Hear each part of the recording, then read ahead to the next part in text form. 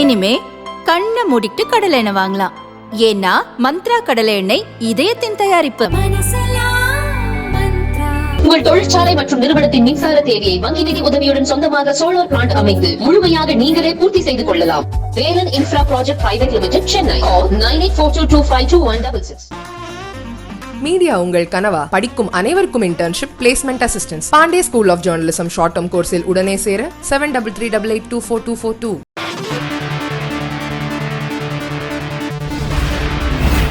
வங்கக்கடலில் உருவான குறைந்த காற்றழுத்த தாழ்வு பகுதி ஆழ்ந்த காற்றழுத்த தாழ்வு பகுதியாக மாறியுள்ளது என்று இந்திய வானிலை ஆய்வு மையம் தெரிவித்துள்ளது.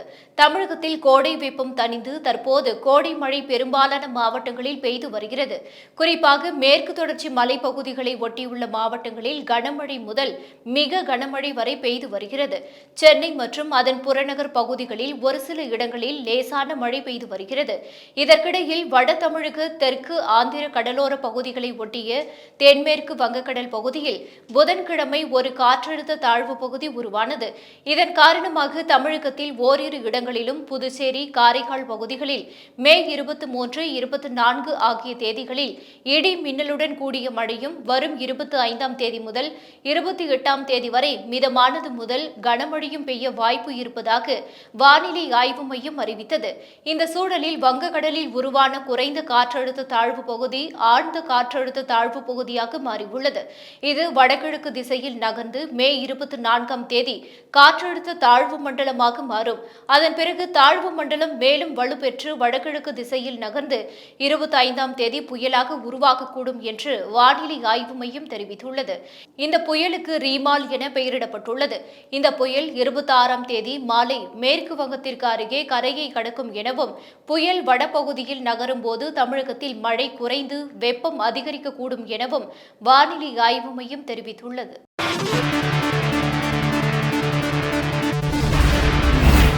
பெண் டாக்டருக்கு பாலியல் தொல்லை கொடுத்தவரை கைது செய்ய மருத்துவமனையில் எமர்ஜென்சி வார்டுக்குள் போலீசார் அடாவடியாக வாகனத்தை ஓட்டி சென்றது தொடர்பான வீடியோ வெளியாகி சர்ச்சையை கிளப்பியுள்ளது. உத்தரகண்ட் மாநிலம் ரிஷிகேஷில் உள்ள ஹெய்ம்ஸ் மருத்துவமனையில் நர்சிங் அலுவலராக பணிபுரியும் சதீஷ்குமார் என்பவர் அறுவை சிகிச்சை மையத்தில் பெண் டாக்டர் ஒருவரை பாலியல் ரீதியாக துன்புறுத்தியதாக குற்றச்சாட்டு எழுந்தது. இந்த விவகாரத்தில் பாலியல் தொல்லை கொடுத்த நபர் மீது நடவடிக்கை எடுக்க கோரி பெண் மருத்துவர் போலீசாரிடம் புகார் கொடுத்தார். மேலும் குற்றம் சாட்டப்பட்ட அந்த நபரை பதவி நீக்கம் செய்ய வலியுறுத்தியும் கைது செய்ய கோரியும் டாக்டர்கள் போராட்டத்தில் ஈடுபட்டனர். இதனையடுத்து எய்ம்ஸ் மருத்துவமனையில் எமர்ஜென்சி வார்டுக்குள் வாகனத்தை ஓட்டி வந்த போலீசார் குற்றவாளியை கைது செய்தனர். அந்த வார்டில் கார் செல்வதற்கு ஏதுவாக வழியில் இருந்த கட்டில்களை ஊழியர்கள் அகற்றினர். இதுகுறித்த வீடியோ தற்போது வெளியாகி சர்ச்சையை கிளப்பியுள்ளது.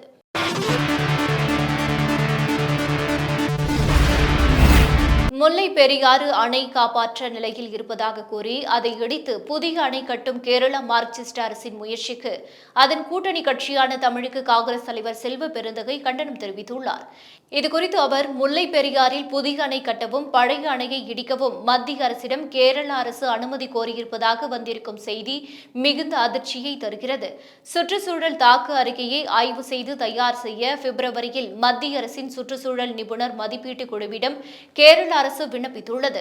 கேரள அரசின் இத்தகைய முயற்சிகளை தமிழ்நாடு காங்கிரஸ் சார்பில் வன்மையாக கண்டிக்கிறேன்.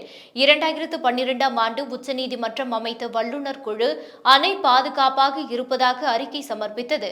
இதையொட்டி 2014ஆம் ஆண்டு உச்சநீதிமன்றம் தமிழகத்திற்கு பயன்படுகிற வகையில் நீர்மட்டத்தை 142 அடியாக உறுதி செய்து அனுமதி அளித்தது. அணையை பலப்படுத்திய பிறகு 152 அடி வரை நீரை தேக்கலாம் என்று உச்சநீதிமன்றம் கூறியதற்கு பிறகும் புதிய அணையை கட்டவும் பழைய அணையை இடிக்கவும் கேரள அரசு முயற்சிப்பது அப்பட்டமான சட்டவிரோத செயலாகும். தமிழக விவசாயிகளை பாதிக்கும் செயல்களில் கேரள அரசு ஈடுபடுமேயானால் உடனடியாக இதை தடுத்து நிறுத்துவதற்கு உச்சநீதிமன்றத்தின் நாடுகின்ற நடவடிக்கைகளை தமிழக முதல்வர் எடுக்க வேண்டும் என்று செல்வ பெருந்தகை வலியுறுத்தியுள்ளார்.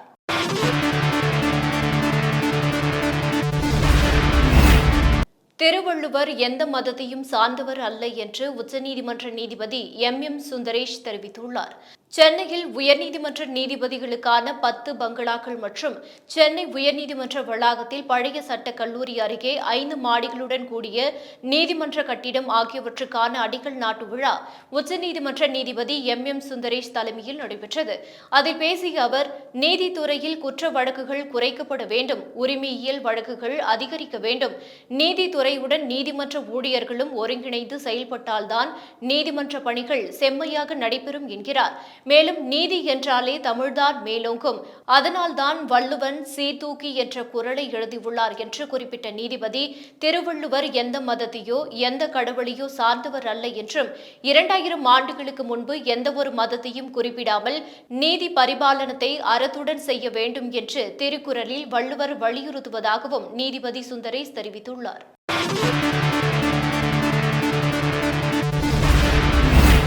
நடந்து வரும் மக்களவைத் தேர்தலில் போட்டியிடும் வேட்பாளர்களில் 1644 பேர் மீது கிரிமினல் வழக்கு பதியப்பட்டிருப்பதாக ஒரு ஆய்வில் தெரியவந்துள்ளது. தேர்தல் உரிமை தொடர்பாக ஜனநாயக சீர்திருத்த அசோசியேஷன் அமைப்பினர் திரட்டிய தகவலின்படி மொத்தம் 7 கட்ட தேர்தலில் 8360 பேர் வேட்பாளர்களாக களத்தில் உள்ளனர். இதில் மொத்தம் 1600 பேர் கிரிமினல் வழக்குகள் நிலுவையில் உள்ளது. இதில் 1188 பேர் மீது கொலை முயற்சி, பெண்கள் மீதான வன்முறை வழக்கு, வெறுப்பு பேச்சு, அவதூறு பேச்சு தொடர்பான வழக்குகள் நிலுவையில் உள்ளன. முதல் கட்ட தேர்தலில் களம் கண்ட வேட்பாளர்களில் 252 பேர், இரண்டாம் கட்ட தேர்தலில் 250 பேர், மூன்றாம் கட்ட தேர்தலில் 244 பேர், நான்காம் கட்ட தேர்தலில் 360 பேர், 159 பேர், ஆறாம் கட்ட தேர்தலில் 180 பேர், ஏழாம் கட்ட தேர்தலில் 199 பேர் மீது கிரிமினல் வழக்கு நிலுவையில் உள்ளது என ஆய்வில் தெரியவந்துள்ளது.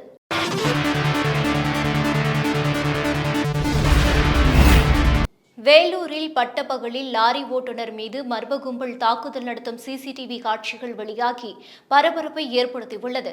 வேலூர் மாவட்டம் அலமேலு மங்காபுரம் கொள்ளைமேடு பகுதியைச் சேர்ந்த முத்துகிருஷ்ணன் என்பவர் லாரி ஓட்டுநராக வேலை செய்து வருகிறார். அவர் லாரியில் மண் ஏற்றிக்கொண்டு சத்வாச்சாரி நோக்கி சென்று கொண்டிருந்த போது ஆவின் பால் பண்ணை அருகே சர்வீஸ் சாலையில் லாரி பழுதாகியுள்ளது. இதனால் அருகே உள்ள மெக்கானிக் கடையில் லாரியை நிறுத்தி பழுதை சரி செய்து கொண்டிருந்தார். அப்பொழுது அதே சர்வீஸ் சாலையில் ஆட்டோவில் வந்த மர்ம கும்பல் திடீரென முத்துகிருஷ்ணனை சுற்றி வளைத்து சரமாரியாக வெட்டியது.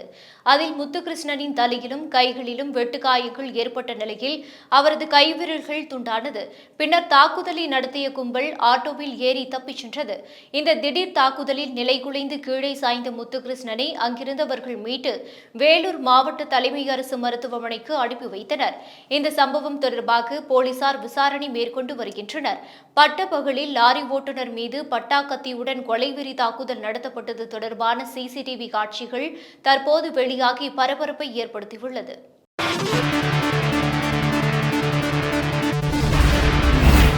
யூனியன் பேங்க் ஆஃப் இந்தியா வங்கியின் திருநெல்வேலி மண்டல மேலாளர் ரஞ்சித், இவரது நிர்வாகத்தின் கீழ் 6 மாவட்டங்களில் 46 கிளைகள் இயங்கி வருகிறது. இந்நிலையில் ரஞ்சித் கடந்த பிப்ரவரி மாதம் இறுதி வாரத்தில் Union Bank of India Sivakasi கிளையில் தணிக்கை செய்துள்ளார். அப்போது பல நகை கடன் கணக்குகள் நீண்ட காலமாக திருப்பப்படாமல் வட்டி மட்டும் செலுத்தப்பட்டு வருவது தெரியவந்துள்ளது. இதையடுத்து அந்த கணக்குகளில் உள்ள நகைகளை ஆய்வு செய்த போது அவை போலியான நகைகள் என்பது உறுதியானது. இதுகுறித்து ரஞ்சித் விசாரித்த போது நகை மதிப்பீட்டாளர் முத்துமணி உதவியுடன் சிவகாசியில் நகைக்கடை நடத்தி வரும் தூத்துக்குடியை சேர்ந்த பாலசுந்தரம் என்பவர் போலி நகைகளை அடகு வைத்து ரூபாய் 7.5 கோடி மோசடி செய்துள்ளது தெரியவந்தது. இதுகுறித்து மேலாளர் ரஞ்சித் அளித்த புகாரின் பேரில் சிவகாசி நகர் போலீசார் வழக்கு பதிவு செய்து விசாரணை மேற்கொண்டனர். கடந்த மார்ச் மாதம் நகைக்கடை உரிமையாளர் பாலசுந்தரம், நகை மதிப்பீட்டாளர் முத்துமணி ஆகியோரை கைது செய்தனர். அவர்களிடம் நடத்திய விசாரணையில் இந்த மோசடிக்கு உடந்தையாக இருந்த வங்கி மேலாளரான பீகார் மாநிலத்தை சேர்ந்த குமார் அமரேஷ், துணை மேலாளரான அரவிந்த், உதவி மேலாளரான முகேஷ் குமார் ஆகியோரையும் போலீசார் கைது செய்து விசாரணை மேற்கொண்டு வருகின்றனர்.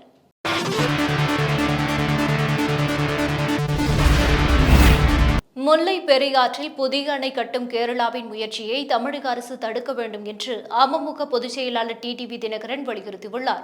இதுகுறித்து அவர் வெளியிட்டிருக்கும் அறிக்கையில், புதிய அணையை கட்டி தென் மாவட்ட மக்களின் வாழ்வாதாரத்தை பறிக்கும் கேரள அரசின் முயற்சியை ஆரம்ப நிலையிலேயே தடுத்து நிறுத்த வேண்டும். முல்லை பெரியாறு அணை வலுவாக இருப்பதாக அவ்வப்போது ஆய்வு மேற்கொள்ளும் மத்திய குழு உறுதி செய்திருக்கும் நிலையில் அணை பாதுகாப்பற்ற நிலையில் இருப்பதாக கூறி புதிய அணை கட்டுவதோடு ஏற்கனவே உள்ள அணையை தகர்க்க முயற்சிக்கிறது கேரள அரசு. இதனால் தேனி, மதுரை, சிவகங்கை, திண்டுக்கல், ராமநாதபுரம் ஆகிய 5 மாவட்ட மக்கள் மற்றும் விவசாயிகளின் வாழ்வாதாரம் கேள்விக்குறியாகும் அபாயம் ஏற்பட்டுள்ளது. கேரள அரசின் இந்த நடவடிக்கைக்கு கண்டனம் கூட பதிவு செய்ய மறுக்கிறது திமுக. தொடர் சட்ட போராட்டம் நடத்தி முல்லை பெரியாறு அணையின் நீர்மட்டத்தை 142 அடியாக உயர்த்தி முன்னாள் முதல்வர் ஜெயலலிதாவால் நிலைநாட்டப்பட்ட மாநில உரிமையும் பறிபோகும் சூழல் உருவாகியிருப்பதாக அப்பகுதி விவசாயிகளும் பொதுமக்களும் வேதனை தெரிவிக்கின்றனர்.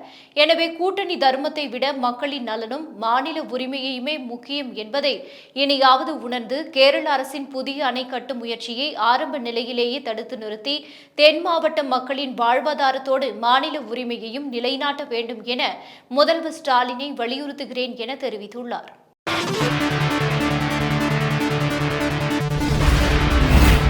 காட்டாற்று வெள்ளத்தில் சிக்கிய மலை கிராம மக்களை 2 மணி நேரம் போராடி தீயணைப்பு துறையினர் பத்திரமாக மீட்டுள்ளனர். தேனி மாவட்டம் பெரியகுளம் அருகே உள்ள மேற்கு தொடர்ச்சி மலைப்பகுதிகளில் கனமழை பெய்து வரும் சூழலில் திண்டுக்கல் மாவட்டம் வெள்ளக்கெவி ஊராட்சிக்கு உட்பட்ட சின்னூர் காலனியை சேர்ந்த 10 பேர் பெரிய குளத்தில் நடைபெற்ற திருமணத்திற்கு சென்றுவிட்டு சின்னூர் மலை கிராமத்திற்கு திரும்பியுள்ளனர். அப்போது அப்பகுதியில் உள்ள கல்லாற்றை கடக்க முயன்ற போது திடீரென்று காட்டாற்று வெள்ளம் ஏற்பட்டுள்ளது. அச்சமயம் கல்லாற்றின் மறுகரைக்கு 4 பேர் சென்ற நிலையில் மீதம் இருந்தவர்கள் காட்டாற்று வெள்ளத்தில் மத்தியில் அங்கிருந்த பாறை மீது ஏறியுள்ளனர். இதுகுறித்து தகவல் அறிந்து அங்கு வந்த தீயணைப்பு துறையினர் 2 மணி நேரம் போராடி அவற்றின் நடுவே சிக்கி தவித்த நபர்களை பத்திரமாக மீட்டனர். இதுகுறித்து காட்டாற்று வெள்ளத்தில் சிக்கிய மலை கிராம மக்கள் கூறுகையில், கடந்த 50 ஆண்டுகளுக்கு மேலாக கல்லாற்று பகுதியில் பாலம் கட்டித்தர பலமுறை கோரிக்கை விடுத்தும் இதுவரை எந்த நடவடிக்கையும் எடுக்காததால் மழை காலங்களில் ஆண்டுதோறும் உயிரை பயணம் வைத்து ஆற்றை கடப்பதாக வேதனை தெரிவித்துள்ளனர். மேலும் இதுபோன்ற சம்பவங்களின் போது பல உயிரிழப்புகள் ஏற்பட்டுள்ளதாக குறிப்பிட்ட அவர்கள் தங்களுக்கு பாலம் கட்டித்தர அரசு நடவடிக்கை எடுக்க வேண்டும் என்று கோரிக்கை வைத்துள்ளனர்.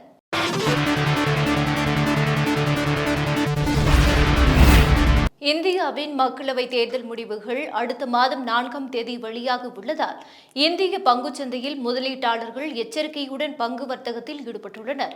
பல்வேறு வெளிநாட்டு நிறுவனங்கள் இந்திய முதலீட்டு தொகுப்புகளில் இருந்து தங்களது முதலீட்டை விலக்கிக் கொண்டு வருகின்றன.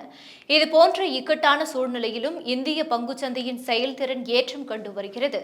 2023 நவம்பர் வரை 332 லட்சம் கோடி ரூபாயாக இருந்த இந்திய பங்குச்சந்தையின் மதிப்பு கடந்த 6 மாத காலத்தில் இந்திய ரூபாய் மதிப்பில் 83 லட்சம் கோடி ரூபாய் உயர்ந்துள்ளதே இதற்கு சான்றாக கூறப்படுகிறது. பட்டியலிடப்பட்ட நிறுவனங்களின் மதிப்பு கணிசமாக அதிகரித்ததை அடுத்து 416.5 லட்சம் கோடி ரூபாய் மதிப்பை கொண்டு பட்டியலில் இந்திய பங்குச்சந்தை வரலாற்று சாதனை படைத்துள்ளது. 2014ஆம் ஆண்டு 100 லட்சம் கோடி ரூபாய்க்கும் குறைவான முதலீட்டில் உலகளாவிய பங்குச்சந்தையில் 10வது இடத்தில் இருந்த இந்தியா அடுத்த 10 ஆண்டுகளில் 416.5 லட்சம் கோடி ரூபாய் மதிப்புடன் ஹாங்காங், ஜப்பான், சீனா, அமெரிக்காவை தொடர்ந்து பங்குச்சந்தை முதலீட்டில் 5வது இடத்தை பிடித்து குறிப்பிடத்தக்க பங்களிப்பாளராக உருவெடுத்துள்ளது.